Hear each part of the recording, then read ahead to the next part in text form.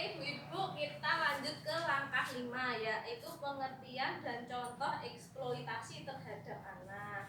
Nah, ini kula badhe tanglet. Apakah ibu-ibu pernah menyuruh anak membantu keluarga? Jika pernah, dalam bentuk apa? Dan nggih, Bu Hilda. Kula pernah Bu, tapi nggih ngakon isa-isa kali klepet mawon lho. Oh, gitu. Ya, itu mboten napa-napa niku nggih, ben mandiri nggih putrane. Kalau Bu Farida pernah apa tidak? Nggih, terus kayak nyapu-nyapu, napa nyuci ngoten mawon lho. Oh ya, bagus ya. Kalau ibu-ibu pernah juga nggak menyuruh anaknya cari uang? Betul nate lho Bu, ya Allah, boleh masakne mentok. Jadi kalau tugas cari uang itu wong tua, ya orang tua ya. Jadi anak biar sibuk bersekolah mawon, cari ilmu ya.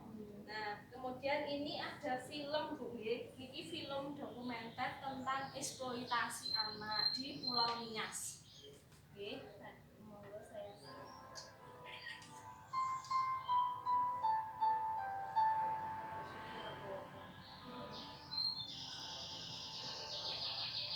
Ya, setelah diambil dari sungai, ich weiß nicht, wie ich 13 Jahre alt.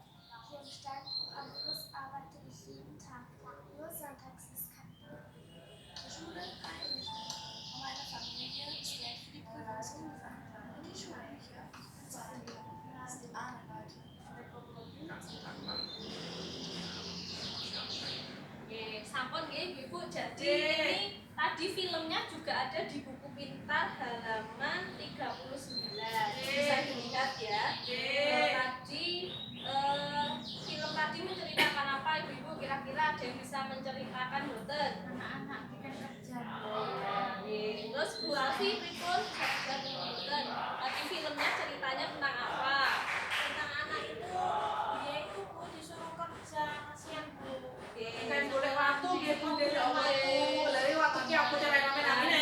Ya, jadi nggih tadi film tadi itu menceritakan di Pulau Nias niku anak-anaknya suruh bekerja di sungai, ambil batu yang berat sekali karena ayahnya sakit, ya, sakit keras, jadi terpaksa anak itu ikut bekerja untuk mencari nafkah untuk makan adik-adiknya. Jadi dia terpaksa harus putus sekolah, gitu nggih. Nah, ibu-ibu pernah nggak di sekitarnya, di sak tetangga rumahnya, nopo sedereke pernah mengalami hal yang serupa kayak film tadi nopo mboten? Mboten nggih, alhamdulillah nggih. Jadi jadi alhamdulillah di sekitar kita tidak ada yang namanya ini namanya eksploitasi anak. Nah, eksploitasi anak itu artinya mempekerjakan anak. Jadi mempekerjakan anak di bawah umur dan terpaksa dia harus putus sekolah. Gitu nggih.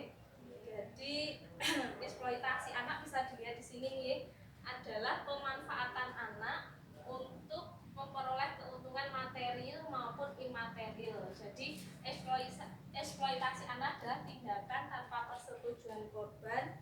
Jadi anak tadi itu terpaksa untuk bekerja, gitu nggih. Jadi keuntungannya itu untuk seseorang. Jadi ibu nanti kan dapat uang dari